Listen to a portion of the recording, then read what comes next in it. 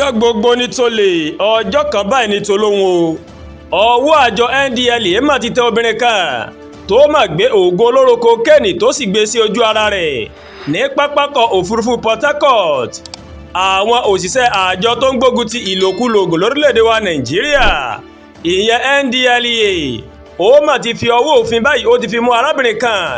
Iyezeke Obeyi ni wọ́n pòókọ rẹ̀ ní pápákọ̀ òfurufú Portharcourt níbi tó ti ń gbìyànjú láti gbé oògùn olóró kokéènì láti gbé lọ sí Iran níbi kọ́lọ́fín tó mọ̀ tọ́jú rẹ̀ sí níbi ojú ara ikùn àti àpamọ́wọ́ rẹ̀. Obeyi ó mọ̀ ló mọ̀ múra bíi mùsùlùmí òdodo tó dé ìjáàbù sórí rẹ̀ ni wọ́n mọ̀ mú ní ọjọ́ àìkú Sunday tí ń ṣe ọjọ́ kẹta oṣù karùn-ún ọdún 2025 tá a wà nínú rẹ̀ yìí mọ̀ ní lákòókò tó máa ń gbìyànjú láti wọ ọkọ̀ òfurufú Qatar Airways sí Iran nípasẹ̀ Doha. gẹ́gẹ́ bí àtẹ̀jáde tí alukoro àjọ náà tó mọ̀ síta Fẹ́mi Babafẹ́mi ó máa ṣàlàyé fún àwọn akọ̀ròyìn pé àwọn máa mú arábìnrin náà pẹ̀lú kokéènì mẹ́ta o tó jẹ́ pé ojú ara rẹ̀ báyìí mà ló gbé pamọ́ sí. wọ́n ní bákan náà páálí méjì tó ti ṣe lọ́jọ̀ ó mà gbé sísàlẹ̀ báàgì rẹ̀ tó sì tún gbé bíi 47 míì ó tún gbé sínú ikùn rẹ̀ tó mì í. nígbà tí wọ́n láwọn ń ṣe àyẹ̀wò rẹ̀ fínífíní ni àwọn mà rí wípé ó mà gbé kokéènì mẹ́ta sí ojú ara rẹ̀ àti àpò ńlá méjì tí kokéènì wà nínú rẹ̀ sí ìsàlẹ̀ báàgì àpamọ́wọ́ rẹ̀ o. nígbà tí ó tún gbé àwọn kan tó ti dì tó 67 ó sì gbé mì sínú ikùn rẹ̀. Babafẹ́mi wá tẹ̀síwájú pé o nígbà táwọn mú wọ ilé ìgbọ̀nsẹ̀ wọn lọ́mọ ìyá kokéènì 67 ó sì jẹ́ kó di mímọ̀ pé